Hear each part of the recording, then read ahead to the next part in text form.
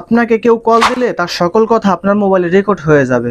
তো সে বুঝতেও পারবে না যে তার কলটা আপনি রেকর্ড করতেছেন। আমরা অনেকেই পারি না যে কিভাবে কল রেকর্ড করতে হয়, এবং কল রেকর্ড করলেও তার কাছে একটা নোটিফিকেশন চলে যায়। তো আপনাকে এমন একটা সেটিংস শিখাই দিব, যেটা সেটিংসটা অন করলে আপনি যার সাথেই কথা বলেন সকল কল আপনার ফোনে রেকর্ড হয়ে যাবে। সেই ব্যক্তিও টের পাবে না যে তার কলটা রেকর্ড হচ্ছে। তো এরকম টিপস অ্যান্ড ট্রিক্স ভিডিও পাইতে আমার পেজটি ফলো করে রাখবেন, আর ভিডিওটা শেয়ার করে সকলকে দেখার সুযোগ করে দেবেন। ভিডিওটা কিন্তু অত্যন্ত গুরুত্বপূর্ণ। তো কাজটি করার জন্য আমার পাশের স্ক্রিনটি লক্ষ্য করুন।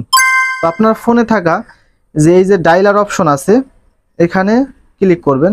ক্লিক করার পর এখানে উপর দিকে থ্রি ডট আইকন দেখতে পাবেন, এখানে ক্লিক করবেন। এখানে ক্লিক করে সেটিংস ওপেন করবেন।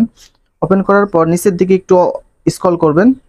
নিচের দিকে দেখতে পাইতেছেন কল রেকর্ডিং, এটার উপরে ট্যাপ করবেন। ট্যাপ করার পরে এই যে উপরে যে একটা অপশন দেখতে পাচ্ছেন ডিলেট কল রেকর্ডিং, এটার উপরে ট্যাপ করবেন। ট্যাপ করার পর এখানে এই যে নেভার, এই নেভারটা সিলেক্ট করে দিবেন।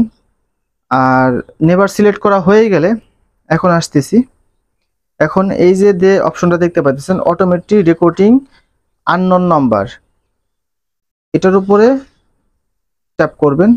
ট্যাপ করার পর এখানে দেখতে পাইতেছেন অলওয়েজ রেকর্ড, এটা অন করে দিবেন।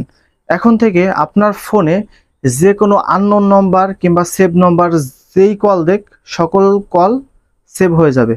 তো আরেকটা সেটিংস করতে হবে, এই যে নিচের অপশনটা দেখতে পাইতেছেন এর উপরে ক্লিক করবেন। ক্লিক করার পর অলওয়েজ রেকর্ড সিলেক্টেড নম্বর, হ্যাঁ অলওয়েজ রেকর্ড এরপর অন করে দেবেন। অন করে দিলে পরে এখন থেকে আপনার ফোনে সেভ করা নম্বর প্লাস বাইরের সকল নম্বর যখনই কেউ কল দেবে এবং আপনি রিসিভ করবেন অবশ্যই কল রেকর্ডটা হয়ে যাবে।